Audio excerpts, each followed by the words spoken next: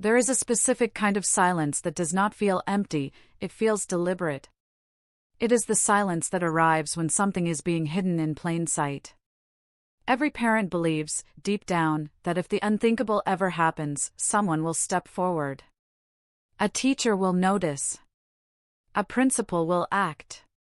A system designed to protect children will protect them. But what happens when the system stays calm, too calm, and the only sound in the room is the absence of your child's voice? Lily Bennett was 16 years old and built like promise. She carried academic excellence without arrogance and leadership without noise. As captain of the debate team, she believed in facts, in structure, in the power of a well-formed argument. She stayed late on Wednesdays to prepare for competitions, refining position statements long after most students had left the building. Responsibility was not something placed on her, it was something she lived naturally. That afternoon followed its usual pattern. Lily sent a text at 4:07 p.m. saying she would be home by 5:30 after finishing debate prep. The message was ordinary, casual, ending with a small reassurance that everything was fine. Her mother read it and returned to folding laundry. The house held its steady rhythm. By 5:45, the rhythm had changed. Calls went unanswered. The message bubble remained unmarked. At first, there was logic. Maybe her phone had died. Maybe she was still inside the building. By 6:10, logic began to thin. The school answered with composure. Lily had left campus, they explained. Nothing unusual had been reported. Students often exited through side doors after extracurricular activities. The tone was measured, practiced, gentle enough to discourage alarm. It implied that concern might be premature. Her mother did not argue. She asked for confirmation. She wrote down names. She listened carefully to phrasing. There was no hysteria, no raised voice, only tightening clarity. Law enforcement arrived that evening and categorized the case as a voluntary departure. A teenager. Academic pressure. The possibility that she simply needed space. It was not framed as danger. It was framed as probability. They advised waiting. Upstairs, Lily's room felt unchanged. Debate binders lay open on her desk. A half-finished essay glowed softly on her laptop screen. Nothing suggested flight. Everything suggested return. Walter Bennett, Lily's grandfather, stood quietly near the kitchen counter reviewing the incident report. A retired civil engineer, Walter had spent decades calculating load tolerance and structural integrity. He believed that anything built correctly left a traceable blueprint. Systems did not fail randomly, they failed along lines that could be measured. He asked for the sign-out sheet from the debate room. It showed several student names scrawled beside 4:05 p.m. Lily's name was missing. The front office log, however, listed her as dismissed at 4:12 p.m. The digital timestamp included a revision mark at 6:53 p.m. entered by administrative credentials. The revision had not been mentioned during the phone call. Walter noted the discrepancy without comment.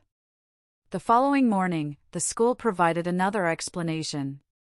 Surveillance footage covering the east hallway and main exit between 3:12 and 3:46 p.m. was unavailable due to routine maintenance recalibration. The phrase was delivered calmly. Matter of fact. Technical. Almost forgettable. Walter requested the maintenance log. The attendance record showed Lily present for every scheduled class that day, including final period, which ended at 3:05 p.m. There was no early dismissal recorded. No nurse visit. No administrative pullout. No documented departure time. Her phone last pinged near the campus at 4:02 p.m. The silence in the house deepened, but it was not panic. It was focus. Her mother moved through the kitchen slowly, deliberately, as if speed would fracture something fragile. She refused to imagine the worst. She refused to accuse without proof. Grace, even under fear, remained her instinct. Walter reviewed the maintenance explanation again. Routine recalibration rarely required a complete blackout of overlapping cameras. The specified window, 34 minutes, overlapped precisely with Lily's last confirmed presence in the building. He drove by the school that afternoon. Students exited normally. Buses departed.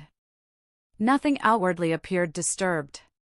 Structures stood solid. Windows reflected afternoon light. But systems tell stories if someone listens long enough. There had been no call from the school notifying her mother that Lily had signed out. No automated alert. No witness who remembered seeing her walk past the front desk. The calmness of the responses began to feel rehearsed. Still, there were no accusations. No public outcry. Only careful documentation. The official attendance record marked Lily present all day. If Lily was present, why does no camera show her leaving the building? The first story written down becomes the story repeated. Once a version enters official record, it gathers weight. It moves from suggestion to assumption, from assumption to narrative, until repetition makes it feel settled. In Lily Bennett's case, the story formed quickly, and it formed without her. By the second morning, law enforcement had classified her status as a voluntary runaway. The phrase appeared in the updated report beneath her name. It was not dramatic. It did not accuse her of wrongdoing. It simply suggested choice. Teenagers left home sometimes. Pressure mounted quietly. Academic strain built silently. The classification allowed urgency to soften into waiting. The school's guidance counselor referenced heightened academic stress when speaking with Lily's mother. It was delivered gently, as though offering explanation rather than deflection. Lily had been ambitious, competitive, driven. The counselor framed these traits as potential burdens. The implication lingered delicately in the room, perhaps Lily needed space. Later that afternoon, an anonymous social media account posted a message that appeared to be from Lily. The language felt uncharacteristic, vague, unstructured, absent of the careful phrasing she used in debate. It referenced needing time to clear her head. The timestamp showed 4:26 p.m., a moment when her phone had already stopped responding to family calls. Walter reviewed the post closely. Lily rarely used that platform. She preferred academic forums and structured communication. The syntax felt off. The timing felt deliberate. The narrative expanded. Friends were asked whether Lily had seemed overwhelmed. Teachers were contacted quietly about workload. The emphasis remained calm. There was no suggestion of danger. The district discouraged speculation, encouraging patience and trust in process. But the observable facts resisted that calm. Phone records showed Lily's device ping near the school's east boundary at 4:02 p.m., nearly an hour after final period ended. If she had left campus voluntarily, why did her phone remain within range? The attendance log still marked her present through the last scheduled class. There was no nurse sign-out. No early dismissal code. Walter requested the full incident report. He asked for visitor logs covering the afternoon hours. He requested the maintenance records referenced during the explanation about surveillance recalibration. Each request was made without accusation. Each was logged. The visitor log showed no unfamiliar entries during the critical window. Maintenance logs, however, were partially redacted before release. Black bars obscured technician names and authorization codes. The redaction explanation cited internal personnel privacy. Walter accepted the redactions without comment but noted the timestamps remained visible. The attendance log, when retrieved digitally, showed a revision history. Lily's dismissal time had been entered after 6:45 p.m., hours after she was reported missing. The entry was justified internally as clerical correction. Walter studied the metadata, not the explanation. The school resource officer who had been stationed near the east stairwell that afternoon was reassigned to a neighboring campus within 48 hours. The reassignment was framed as routine rotation. No connection was acknowledged. Lily's mother began asking questions publicly, not with accusation but with insistence. She attended a board meeting and requested clarity about surveillance procedures. Her voice remained steady. She asked whether the recalibration had been scheduled in advance, whether documentation of maintenance could be reviewed by an independent party. The board thanked her for her concern and assured full cooperation. The word concern was repeated often. Walter remained silent in public. At home, he organized the documents into sequence. Incident report. Phone ping data. Attendance log revision. Maintenance log with redactions. Social media timestamp. He traced the pattern not emotionally, but structurally. The more the official narrative settled into repetition, runaway, stress, voluntary departure, the more the margins widened. The calmness felt rehearsed. The explanations aligned too quickly, too smoothly. Walter returned to the maintenance log once more. The east stairwell camera had been powered down at 3:18 p.m. The maintenance entry described manual recalibration. It was not system error. It was not outage. It was manual. Authorization codes remained visible despite redaction of names. He cross-referenced the district's security policy and identified the clearance hierarchy. Only 2 administrators held override authority for manual shutdown of that camera cluster. The report did not state why recalibration was required at that precise time. It did not note a work order filed before the shutdown. It did not document technician presence in the stairwell during that window. The official narrative continued to circulate, repeated, reinforced, normalized. But maintenance logs reveal the east stairwell camera was manually powered down at 3:18 p.m. and only 2 administrators had clearance. Silence is only weakness when it carries no plan. In rooms where panic rises quickly and suspicion spreads faster than evidence, the quietest person is often mistaken for the most passive. Walter Bennett understood that perception well enough to let it work in his favor. He did not match the urgency of the headlines forming around Lily's disappearance. He did not argue at board meetings or challenge officers in hallways. Instead, he watched, and while he watched, he built. Walter had spent 37 years as a civil engineer overseeing infrastructure projects that required both patience and precision. Bridges did not collapse because of dramatic failures, they weakened from overlapped stress points. Systems did not break without warning, they signaled through subtle misalignments long before visible damage appeared.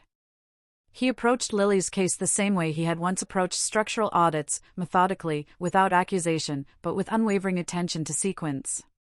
Within days of the east stairwell camera shutdown revelation, Walter filed a formal preservation notice through council, requesting that all digital security footage, maintenance records, and communication logs from the day of Lily's disappearance be retained without alteration.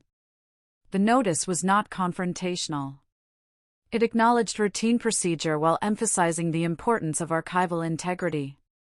The language was steady, almost courteous. He then requested contractor service records related to the school's security system. The east stairwell camera cluster had been serviced multiple times over the past year. He compared dates carefully. One service call appeared on the same day Lily went missing, marked as emergency recalibration. The timing aligned closely with the documented shutdown window. Walter cross-referenced the contractor's invoice metadata. The digital timestamp showed entry at 3:24 p.m. Lily's last confirmed classroom sighting, according to her teacher's attendance confirmation, was 3:12 p.m. The maintenance log recorded the camera powered down at 3:18 p.m.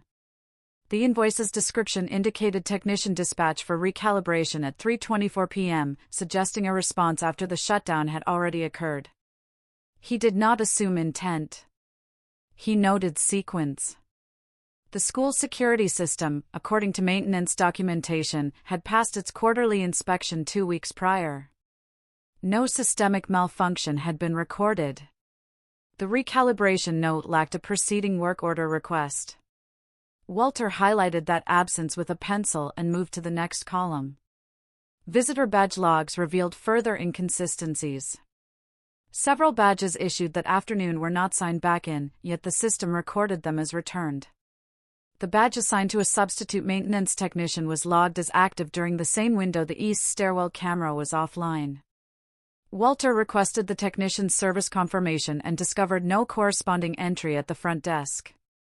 He spoke none of this aloud at family dinners. Lily's mother already carried enough weight in her eyes. Instead, he built a timeline board in the spare bedroom he had converted into a workspace.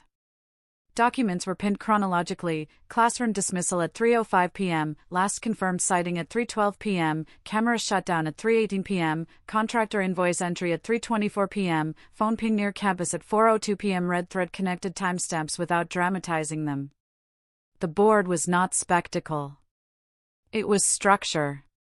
He expanded his research outward.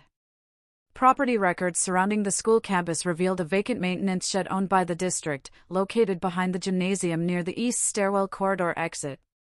The shed had been cleared of stored equipment 2 days before Lily disappeared, according to internal inventory logs. The clearance was categorized as space optimization. Walter drove past the property on a quiet afternoon. The shed appeared unremarkable, locked, clean, recently painted. Fresh gravel had been laid along the narrow access path. There was no visible disturbance. But in infrastructure projects, surface neatness often masked recent activity. Back home, he added the shed clearance date to the board. Still, he did not accuse. Not the administrators. Not the contractor. Not the reassigned school resource officer. He understood that premature blame could fracture credibility. Documentation needed to align completely before it carried weight. Lily's mother watched him work from the doorway one evening, her face softened by fatigue but steadied by trust. She did not ask whether he believed someone inside the school had harmed her daughter. She asked whether the timeline was becoming clearer. Walter nodded once. Clearer, yes. Complete, not yet. The contractor's invoice line item remained the most precise timestamp after Lily's last classroom sighting. It read plainly: emergency recalibration, east stairwell camera cluster, dispatched 3:24 p.m. 12 minutes after Lily was last seen in her classroom. Camera contractor invoice lists emergency recalibration at 3:24 p.m., 12 minutes after Lily's last classroom sighting. Institutions protect reputation before they protect children. Walter understood that now with a clarity that felt both sobering and steadying. The realization did not ignite rage in him, instead, it anchored him. It explained the evasions, the softened statements, the rehearsed concern delivered in measured tones. Beneath the school's polished floors and carefully worded press releases, something felt misaligned. Not overtly sinister. Just misaligned enough to warrant patience. He returned to the records room at the municipal building with the quiet determination of someone who had already accepted how long the road might be. Maintenance wing access logs were his first request. The clerk hesitated, then complied after the appropriate forms were filed. Walter moved methodically, scanning timestamps, badge numbers, entry durations. He was not searching for a dramatic anomaly. He was looking for patterns, small deviations that institutions assumed no one would notice. He cross-referenced the access logs with drainage pump activation records from the facilities department. The school's pump system was automated, but manual overrides were logged digitally.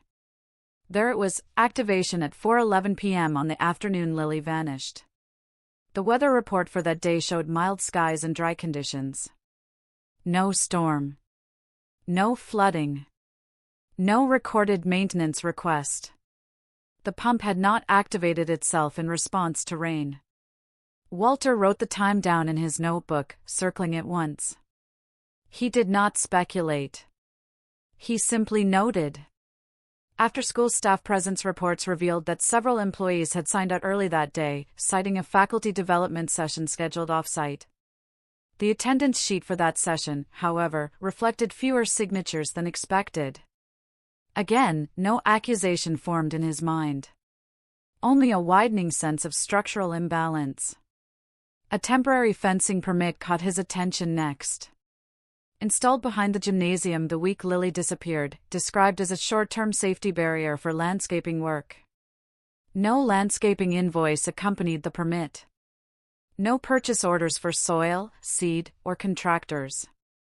The fence had been erected quietly and removed just as quietly 2 weeks later. Walter found a grainy photograph in an archived facilities report showing the fencing partially obscuring the maintenance corridor. He breathed slowly, grounding himself in the rhythm of documentation.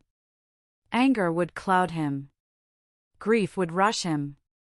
Neither would help Lily. The security system logs required a formal public records request. When the files finally arrived, he noticed metadata indicating edits made after the initial export. Timestamps adjusted by minutes. Camera labels renamed. Minor changes, perhaps clerical. Yet the revision history showed the edits occurred 3 days after his request was submitted. Institutions corrected themselves when watched. That was not proof of wrongdoing, it was proof of self-protection. Walter quietly retained an independent security consultant, a retired systems analyst known for discretion. The consultant reviewed the logs without embellishment. He identified gaps, brief intervals when camera feeds cycled unnecessarily. He noted that the maintenance corridor camera had undergone routine calibration the morning after Lily vanished. Calibration required system access. System access required authorization. Authorization left digital footprints, even when attempts were made to smooth them. Still, Walter did not confront anyone. Silence was not weakness, it was strategy. He continued building his timeline, layering evidence carefully. Drainage pump activation at 4:11 p.m. Temporary fencing installed within days. Edited logs following inquiry. Camera recalibration after the fact. After-school staff discrepancies. Each element alone was unremarkable. Together, they formed a quiet architecture of concealment. The ground behind the gymnasium appeared ordinary when viewed from a distance. Late-season grass had grown unevenly, patches slightly greener than the rest. Walter requested a non-invasive ground scan through a private environmental service, citing concerns about outdated drainage lines. The technician operated with professional neutrality, mapping subsurface irregularities without commentary. When the report arrived, Walter read it twice before allowing himself to absorb its meaning. A linear soil disturbance registered near the maintenance corridor, approximately 6 feet in length, compacted differently from surrounding earth. The anomaly indicated excavation followed by refill. The refill dated, based on density settling patterns, to roughly 2 days after Lily vanished. He closed the report and placed it beside his notebook. His hands did not tremble. Instead, a wave of sorrow passed through him, soft, encompassing, almost tender. Institutions had protocols for crises. They had committees and language guides and crisis communication strategies. But they had not accounted for a grandfather who understood patience more deeply than they understood liability. Walter did not rush to the authorities. He organized the documents chronologically, aligning pump activation with access logs, fencing permits with camera recalibrations, soil reports with weather data. The pattern no longer felt abstract. It felt deliberate. In the stillness of his study, he traced the line on the ground scan once more. Soil disturbance behind the maintenance corridor measured 6 feet long, filled 2 days after Lily vanished. Paper does not scream, it waits. Walter understood this better than most. Grief could rise and break like a storm, but paper remained patient. Ink held its shape. Dates did not tremble. Records did not lose composure. They sat quietly until someone aligned them in the right order. And once aligned, they spoke with a steadiness no raised voice could match. He began assembling the binder at his dining room table, the same place where Lily once colored with careful seriousness. The binder was plain, navy, unremarkable. Its strength would not come from appearance but from sequence. Attendance logs were placed first, highlighting staff departures on the afternoon she disappeared. No commentary. Only highlighted times and signatures, precise and restrained. He followed with the camera service invoice documenting routine recalibration the morning after. The invoice number, the technician's badge, the timestamp. Again, no accusation. Just placement. Behind that, he inserted the drainage pump activation report showing the manual override at 4:11 p.m. despite dry weather. The soil skin results followed, professionally formatted, showing the linear disturbance near the maintenance corridor. Walter added the temporary fencing permit and its silent absence of corresponding landscaping invoices. Each tab was labeled carefully. He was not constructing an argument. He was constructing chronology. When the binder was complete, he submitted copies to the State Oversight Board through certified mail. The receipt was stamped, signed, and photographed. He kept the tracking number clipped to the inside cover. Paper did not panic. It documented its own journey. He notified the school district's insurance carrier next. Not with anger, but with courtesy. Institutions often responded faster to financial exposure than moral inquiry.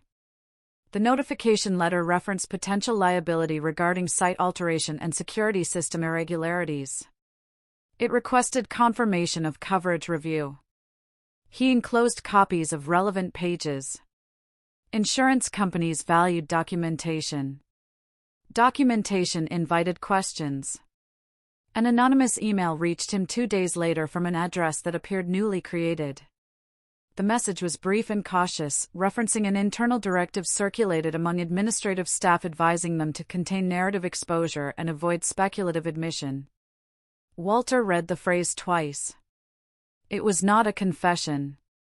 It was posture. But posture revealed priority. He printed the email, preserving the metadata. He did not forward it impulsively. Instead, he added it to the binder under a new tab labeled Communications. The pattern continued to assemble itself. The district attorney's office responded to his submission with formal appreciation and measured distance. They declined immediate action, citing insufficient direct evidence linking any individual to criminal conduct. Walter did not feel discouraged. He understood the language. Prosecutors required certainty before movement. He was not yet offering certainty. He was offering structure. Local media outlets showed restrained interest. A brief segment aired mentioning a concerned grandfather raising procedural questions. The tone remained cautious, careful not to imply institutional fault. Walter did not resent them. Media hesitated when facts felt incomplete. He would complete them. He filed a formal preservation motion through Civil Council, requesting that all digital records, internal emails, maintenance logs, and third-party service backups be retained without alteration. Preservation did not accuse. It protected memory. The motion cited potential spoliation concerns in light of log revisions after his public records request. It was filed calmly, without spectacle. Within a week, the police department quietly reclassified Lily's case from runaway to suspicious. The wording shifted in their public database. The new classification did not solve anything, but it acknowledged complexity. It acknowledged that disappearance did not automatically equal choice. Walter noticed the change late one evening, refreshing the case page with steady breath. He allowed himself a moment of stillness then. Not triumph. Not relief. Just acknowledgement. Paper had begun to move. Additional responses trickled in. The State Oversight Board confirmed receipt and initiated a preliminary compliance review regarding facilities management protocols. The insurance carrier requested clarification on the drainage system override authority. The school district's council issued a brief statement reaffirming commitment to student safety while declining comment on ongoing inquiries.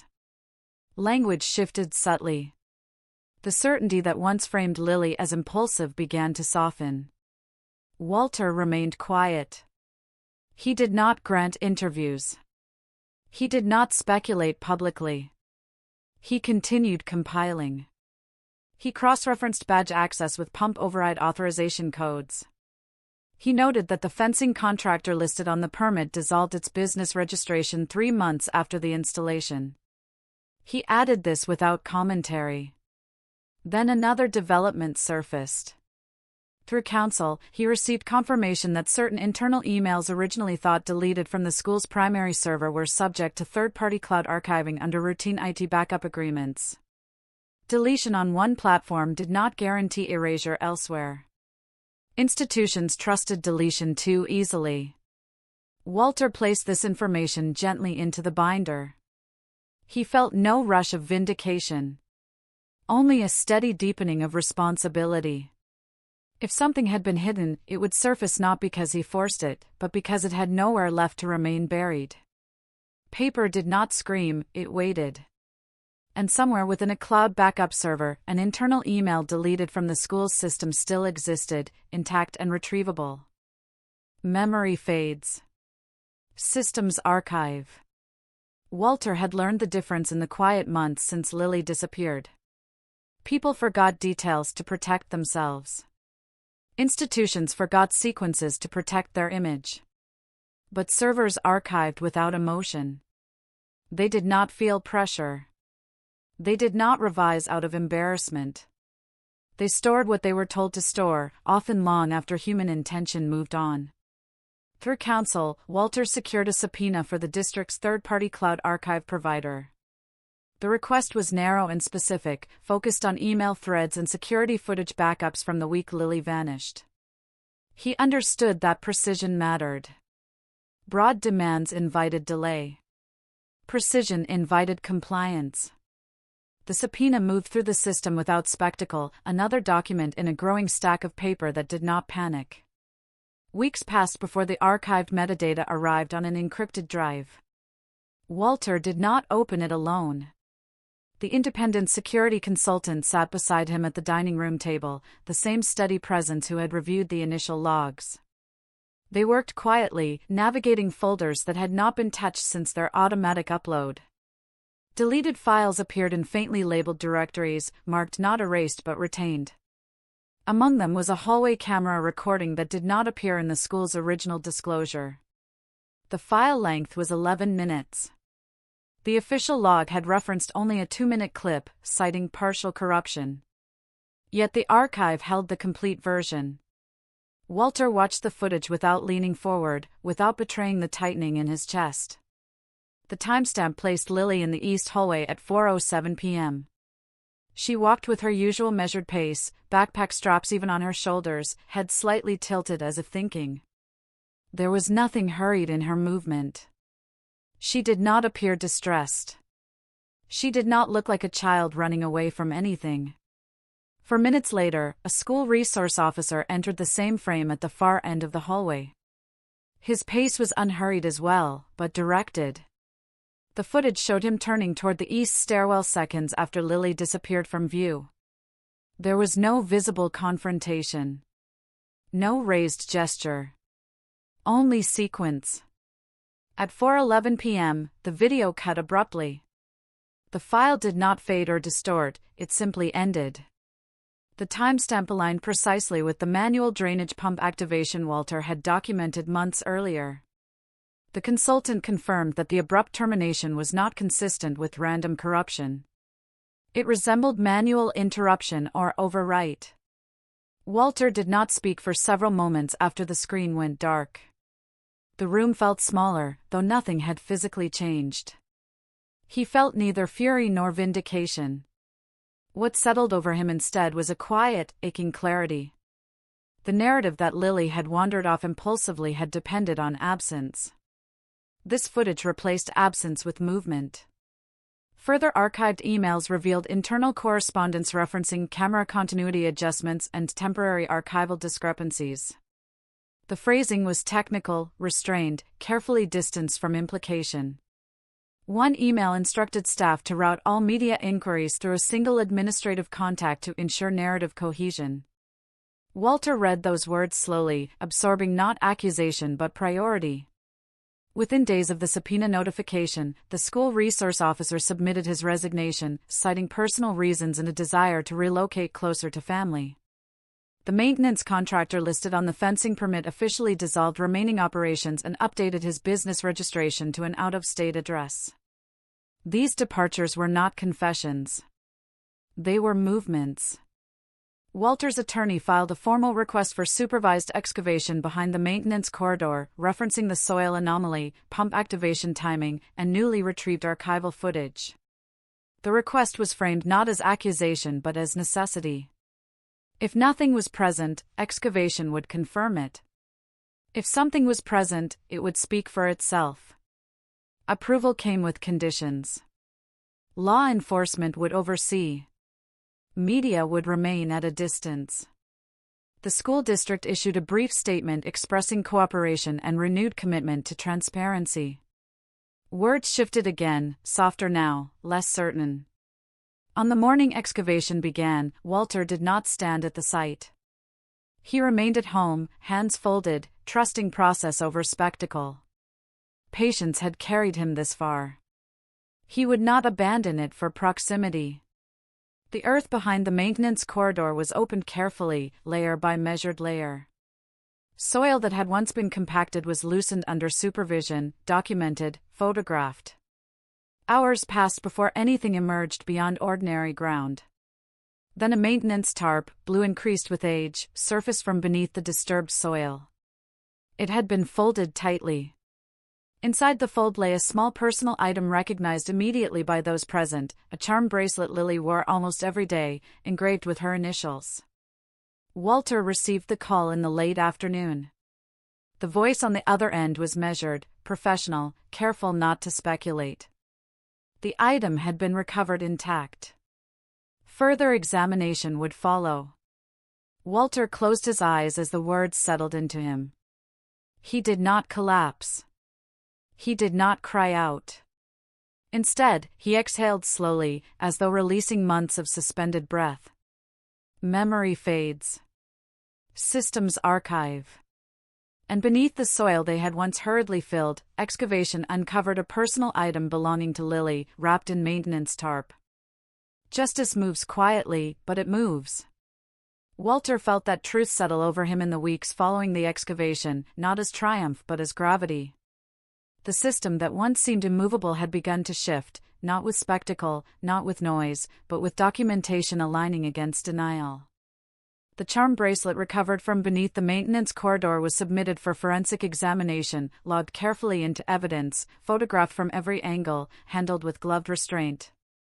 Confirmation arrived without flourish: the item belonged to Lily.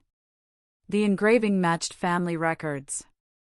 Trace analysis aligned with the soil composition from the excavation site. Facts did what emotion could not. They held. Arrest warrants were issued in measured sequence. The charges were procedural, deliberate, grounded in statute rather than outrage. Evidence tampering. Obstruction of justice. Abuse of authority. The language was clinical, almost restrained, yet its weight was undeniable. The former school resource officer was taken into custody without incident. There were no dramatic images released, no sensational footage. Only a booking record entered into public database, another line of text acknowledging accountability. The maintenance contractor, located out of state, was served through coordinated effort. His legal counsel announced cooperation before formal proceedings advanced. Within days, he entered a plea agreement acknowledging unauthorized excavation and falsification of maintenance documentation. His statement did not elaborate on motive. It did not shift blame publicly. It accepted consequence in language negotiated but clear. The superintendent was placed on administrative leave pending internal review. The district cited leadership oversight failures and procedural breakdowns. School board meetings, once defensive and scripted, shifted tone. Words like transparency and restoration replaced earlier assurances. There were no dramatic expulsions from office, no public confrontations. Just transitions, formal notices, votes recorded in minutes that would remain part of public record long after attention moved elsewhere. Walter filed a civil lawsuit not from vengeance but from necessity. The complaint outlined negligence, failure of supervision, and institutional concealment. It was written in calm legal prose, supported by the binder that had grown thicker over months of patient assembly. He did not attach adjectives to the facts. He did not assign moral condemnation. He allowed documentation to carry its own quiet indictment. Media interest intensified briefly once indictments were announced. Reporters requested interviews, statements, reflections. Walter declined each request politely. He did not wish to become the face of anything. This was never about narrative control for him. It was about correction. He understood that public anger could flare quickly and fade just as fast. He was not interested in flames. He was interested in permanence. Court documents were unsealed in stages, revealing internal emails referencing containment strategy and exposure mitigation. The archived hallway footage was entered into evidence, its 11 uninterrupted minutes now part of official record. The timeline that once existed only in Walter's binder had become institutional acknowledgement. Police statements updated the case status formally, no longer framed around runaway speculation but around verified obstruction. The indicted officer's arraignment proceeded without spectacle. Legal counsel emphasized due process. The contractor's plea agreement outlined cooperation in exchange for reduced sentencing considerations. The superintendent's review remained ongoing, but oversight hearings began to examine policy gaps regarding security footage retention and facilities authorization protocols. Systems were being examined, not just individuals. That, to Walter, mattered. He attended one court session quietly, seated near the back. He listened as charges were read, as procedural language filled the room with measured cadence. He felt no surge of victory, no satisfaction at watching consequences unfold. What he felt instead was a somber steadiness. Accountability was not revenge. It was alignment. It restored proportion where distortion had once lived. There were no speeches from him outside the courthouse steps. No declarations of triumph. When asked by a neighbor how he felt, he answered simply that he hoped the truth would help prevent harm in the future. He did not elaborate. He did not revisit pain publicly. The restoration he sought was internal and communal, not performative. In private moments, he allowed himself grief unguarded by procedure. He held Lily's bracelet after it was returned, now catalogued and released. He traced the engraved initials gently, accepting that justice could address wrongdoing but could not reverse absence. Acceptance did not diminish love. It clarified it. Institutions adjusted policies. Backup retention protocols were strengthened. Independent audits were mandated annually. The district announced scholarship funds in Lily's name, framed as commitment to student safety reform. Walter accepted the gesture without bitterness. He understood that institutions often learned only when compelled. Justice moved quietly, and it moved forward. Indictments stood. Pleas were entered. Oversight expanded. Systems recalibrated. Yet as documents settled into permanence and proceedings advanced toward sentencing, one question lingered beneath the surface of every file and transcript: who authorized the camera shutdown in the first place? Protection is not always immediate, sometimes it is relentless. Walter came to understand that truth not in a single revelation, but in the slow accumulation of steady steps that followed Lily's case. Justice had begun its quiet work, yet protection, real protection, extended beyond indictments and pleas. It required systems to change shape. It required silence to lose its comfort. The state investigation expanded in the months after the indictments, widening its lens beyond one campus and into district-wide protocols. Auditors examined digital storage contracts, maintenance authorization chains, and reporting hierarchies that had once operated with minimal oversight. What they found was not chaos but complacency, policies written with good intention but executed without verification. That distinction mattered. It meant reform was possible. Legislation followed with deliberate pacing. A mandatory cloud archiving law was passed at the state level, requiring all public schools to retain unedited security footage backups with independent third-party storage for a fixed term. The law did not carry Lily's name publicly, but those who drafted it knew the catalyst. The language was clear, methodical, built on the recognition that memory must not be left to convenience. Systems would now archive automatically, beyond administrative reach. School board turnover occurred during the next election cycle. Some members chose not to seek re-election, others faced questions they could not easily answer. New representatives campaigned on transparency, promising routine audits and community oversight committees. Meetings shifted in tone. Public comment periods lengthened. Reports once summarized were now published in full. The culture did not transform overnight, but it adjusted its posture toward openness. Transparency reforms were implemented formally. Camera recalibration logs required dual authorization. Maintenance permits demanded itemized contractor verification. Anonymous reporting channels were strengthened with external review.